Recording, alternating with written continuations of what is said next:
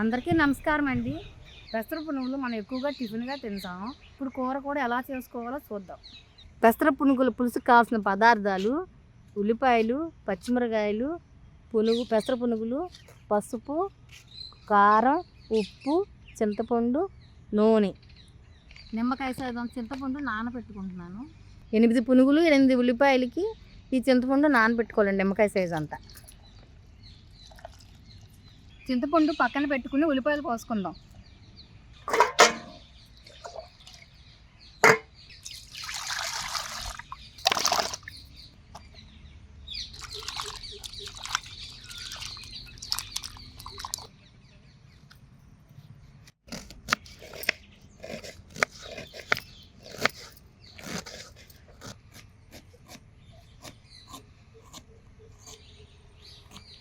పచ్చిమిరపకాయలు కోసుకుందాం.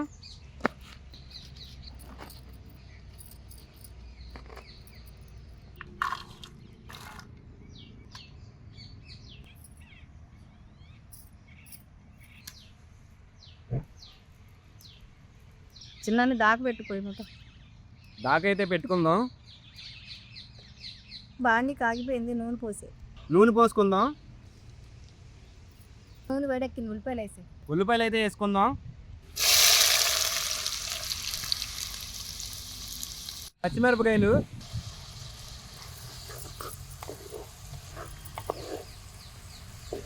ఉల్లిపాయలు ఎంతసేపు మగ్గాలి?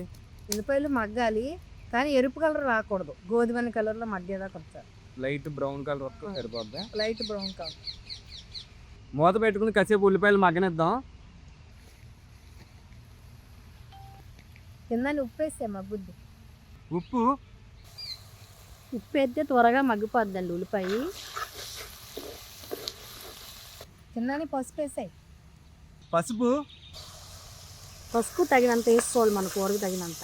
పసుపు కూరకి కలర్ ఎక్కుతుందండి. పసుపు ఎక్కువ వేసుకుంటే కూర కూడా బాగుంటుంది మనకి. మూత పెట్టుకుని కాసేపు మగ్గనిద్దాం.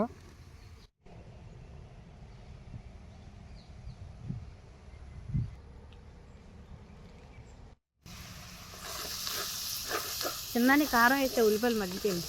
కారం తగినంత వేసుకోండి. మీకు ఎంత మంట తింటారో అంత. చూసారా, మనం పసుపు కారం వేయడం వల్ల కలర్ కూడా బాగుంటుంది. కూర కలర్ఫుల్గా ఉంటుంది.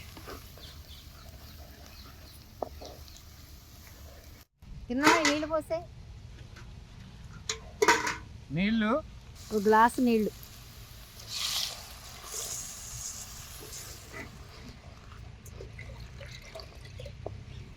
నీళ్ళు పోసుకున్నాక మూత పెట్టుకుని కాసేపు ఉడకనిద్దాం.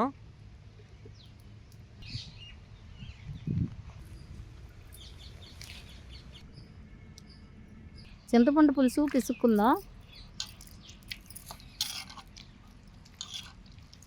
చింతపండు పులుసు కొంచెం ఎక్కువగానే నీళ్ళగా పోసుకోవచ్చండి. ఎందుకంటే పునుగు లాగేసుకుంటుంది. పులుసు బాగా లాక్కుంటుంది. మనం పోసుకున్న నీళ్ళు అయితే ఎగిరిపోయినాయి. ఉల్లిపాయల ముక్కలు కూడా చూసారు, ఉడికిపోయినాయి నీళ్ళల్లో. ఇప్పుడైతే చింతపండు పులుసు వేసుకుందాం. చింతపండు పులుసు చూసారా, అసలు పులుసు ఎంత కలర్ఫుల్గా ఉందో. చూస్తుంటేనే ఈ పులుసుతోటే అన్నం తినేసి అనిపిస్తుంది. రసంలాగా ఉందన్నమాట. ఇది ఒక టైప్ ఆఫ్ రసం లాగా. కాకపోతే నాకు ఒక డౌట్ ఏంటంటే, నీళ్ళు ఎందుకు ఇన్ని పోసు? నీళ్ళు ఎందుకంటే అన్ని పోసుకున్నాం. పునుగు పీల్చేసుకుంటుందండి. మనం బెజ్జం పెట్టి వేస్తాం కదా, పునుగు బాగా పీల్చుకుని ఎంతలా అవుతుంది మనకు పునుగు. అందుకనే నీళ్ళు ఎక్కువ పోసుకోవాలి. అంటే ఇంత చిన్న సైజు ఉన్న పునుగు ఇంకా బాగా ఉబ్బిద్దా? ఈ పులుసు మొత్తం తీసుకుని పెద్దగా అయ్యింది పునుగు. అందుకని మనం నీళ్ళు ఎక్కువ పోసుకోవాలి. తక్కువ పోసుకున్నామంటే ఇంకా అదంతా ఎగిరిపోద్ది. అంటే ఫ్రై లాగా అయిపోద్ది. కూర అనుకుని ఉండదు. అంటే మన పులుసు కూర తెలిసిందేగా, పులుసుగా గుజ్జుగా ఉంటుంది ఏ పులుసు కూర అయినా. అలా అందుకే ఇందులో నీళ్ళు ఎక్కువ పోసుకుంటే ఏమవుతుందంటే పునుగు పీల్చుకోగా మనకి గుజ్జు కూడా మిగులుతుంది. పునుగు లోపల వరకు ఈ గుజ్జు మొత్తం వెళ్తుంది అనమాట. మెయిన్ ఇంపార్టెంట్ ఏంటంటే మనం ఈ పునుగు మునగాలన్నా. పునుగు మునగారా నీళ్లు పోసుకోవాలి. పునుగు అయితే మునగదు, తేలే ఉంటుంది. కానీ నీళ్ళు ఎక్కువ పోసుకుంటే లాపుకుంటుంది. అంటే ఉజ్జాయింపుగా పునుగు మునగారా. అంటే మనకి వెయిట్ తక్కువ ఉంటాయి కాబట్టి పునుగులు పైకి తేలుతాయి. దాని అర్థం ఏంటంటే పునుగు మునగారా పోసుకోవాలని.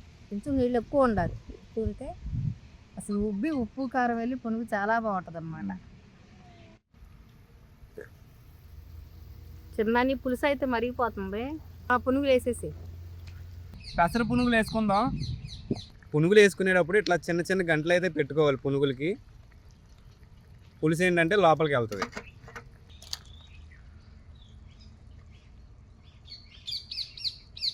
చూసారా ఇంకో పునుగు ఇలా నొక్కుతుంటే మునుగుతుందా? అలా పునుగు మునగారా ఉండాలన్నమాట. అది ఏ పునుగు నొక్కినా కానీ పులుసు లోపలికి మునిగిపోవాలి. ఇలాగ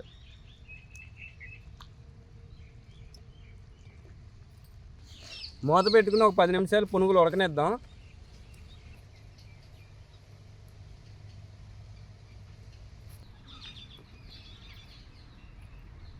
మధ్యలో ఒకసారి పునుగులు ఇలా తిప్పుకుంటూ ఉండాలండి. లేకపోతే పైన కింద ఓ పక్క పులుసు పట్టుద్ది, ఓ పక్కన ఉప్పు కారం అవన్నీ పట్టవు అనమాట. ఇలా తిప్పుకోవాలి.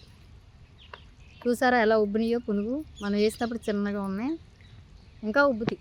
పొద్దుటే వండుకుని మధ్యాహ్నం తింటే ఇంకా ఉబ్బుతాయి. కోడిగుడ్డు పులుసు ఉన్నట్టు ఉందమ్మా. అవి పునుగుల్లా లేవు, నాకు కోడిగుడ్డులాగా అనిపిస్తున్నాయి.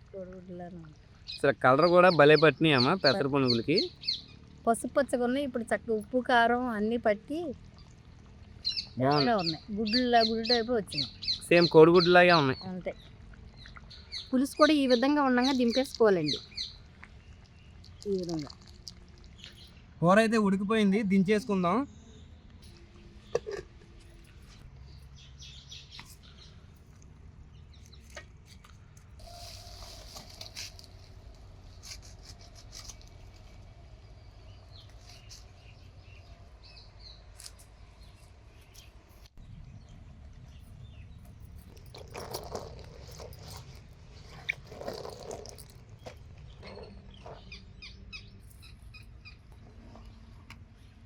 కూర అయితే చాలా స్మెల్ బాగుంది, మంచి ఫ్లేవర్ అయితే వస్తుంది.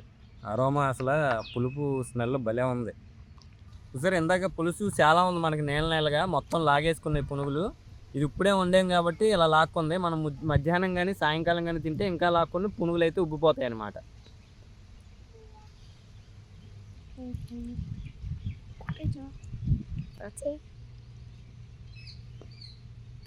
మన పెసర పునుగుల కూర అయితే ఒకసారి టేస్ట్ చేద్దాం ఎలా ఉందో. పునుగు చూసారా మొత్తం గుజ్జు గుజ్జుగా ఉంది లోపల లాక్కుని. ఒకసారి టేస్ట్ చేద్దాం. చూడమ్మా టేస్ట్ ఎలా ఉందో. చాలా బాగుంది. చాలా బాగుంది కూర. పుల్ల పుల్లగా కారం కారంగా బాగుంది.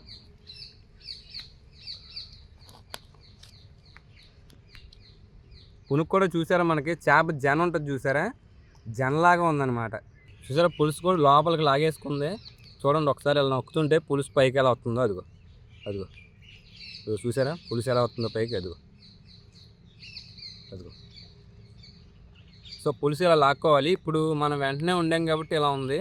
మనం మధ్యాహ్నానికి సాయంకాలానికి అయితే ఇంకా లాక్కుంటుంది పులుసు. పులుసు లాక్కుని మనం ఇలా పిండుతుంటే మనకు మొత్తం పులుసే వచ్చింది అనమాట పునుగు నుండి. పునుగు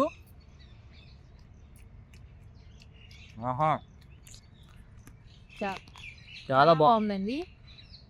అసలు జనజనగా చేపలో జల్లా ఉంది తింటే కూడా.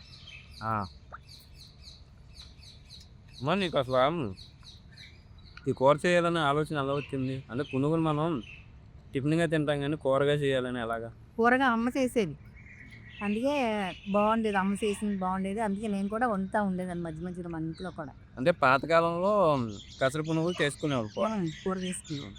ఇంట్లో వేసుకుని చేసుకునేవాళ్ళ. కొనుక్కోవచ్చు, మన ఇంట్లో రుబ్బుకుని పునుగులు వేసుకుని కూడా వండుకోవచ్చు. బాగుంటాయి. ఈ కొనుక్కొచ్చినవి కూడా బాగుంటాయి. మనకి పునుగులు బజ్జీలు వేస్తారు కదా షాపులు, ఒకసారి మీరు అక్కడ ట్రై చేయండి. కొన్ని షాపుల్లో అయితే పెసర పునుగు కూర కోసమే పెసలకి అమ్ముతారనమాట. ఒకసారి అయితే తెచ్చుకుని ఇట్లా కూర అయితే వండుకుని చూడండి. టేస్ట్ అయితే చాలా బాగుంటుంది. లైఫ్లో నిజంగా ఒక్కసారన్నా పెసర పునుగులు కూర తినకపోతే వేస్ట్ అనమాట. కన్ఫామ్గా ట్రై చేయండి. పెసర పునుగులు కూర చాలా బాగుంటుంది, అద్భుతమైన రుచి. ఇలా ఉప్పు కారం పులుసు ఉల్లిపాయలు కూడా పట్టి ఉల్లిపాయ ముక్కలు కూడా ఇలా ఇలా మగ్గేదట్టు మనం వేసుకోవాలి. మరి సాంతం టేస్ట్ అవ్వకూడదు ఉల్లిపాయ ముక్క. అంటే మనకి పెసరట్టు అంటే ఒక స్పెషల్ ఐటెంలా ఉంటుంది కదా, సో దాంతో చేసిన పెసరపప్పుతో చేసిన పునుగులు కూడా అంతే స్పెషల్గా ఉంటాయి అన్నమాట. అంతే టేస్ట్ కూడా ఉంటాయి. రుచిగా కూడా ఉంటాయి. అసలు తింటే మీరు వదలరు అనమాట. ఒకసారి చేసుకుని చూడండి మీరు కూడా. ఈ పునుగులు అయితే మనకి చలవ కూడా అనుకుంటా కదమ్మా. పెసర పులుసు సలవ. పెసరట్టు అయితే సలవ ఎలా ఉంటుందో పునుగు కూడా సలవే, వేడేం లేదు ఇందులో. బా పునుగు మధ్యలో కూడా పులుసు ఇది చాలా బాగుంది. కానీ ఇది కొంచెం ఒక్క పూట నిలవ ఉంటే మాత్రం ఉంటుంది చూడండి. ఆ పేస్ట్ వేరు. కాకపోతే పొద్దుటే వండుకుని మధ్యాహ్నానికి బాగుంటుంది ఇంకా మసాలా ఆకుని. చూసారా పచ్చిమిరపకాయ, దీనికైతే నేను స్పెషల్ ఫ్యాన్ అని చెప్పాలి. మరి ఇంకా వేరే స్పెషల్ ఫ్యాన్ బేస్ ఉంటుందో లేదో తెలియదు. కానీ మనకి చేపల కూరలో కానీ ఇలాగా చింతపండు పులుసు కూరలో ఇలా వేసిన పచ్చిమిరపకాయ టేస్ట్ ఉంటుంది. ఈ ఒక్క పచ్చిమిరపకాయతో అన్నం మొత్తం తినేయచ్చు మనం, అంత అద్భుతంగా ఉంటుంది అనమాట. ఇది కూడా ఒకసారి టేస్ట్ చేస్తా. బాబా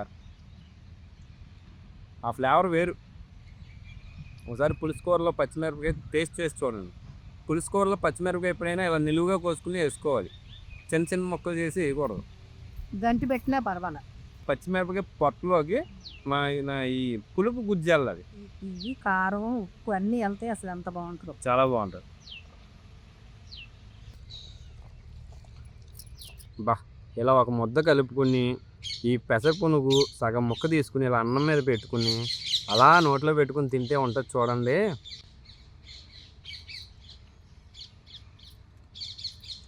ఆహాహా చాలా బాగుంది. అన్నంతో ఆ పునుగు కలిసి అద్భుతం అన్నమాట. సో ఇదన్నమాట వీడియో అయితే. వీడియో నచ్చితే ఖచ్చితంగా లైక్ చేయండి, అలాగే సబ్స్క్రైబ్ చేయండి, మీ అభిప్రాయాన్ని కామెంట్ చేయండి. Thank you.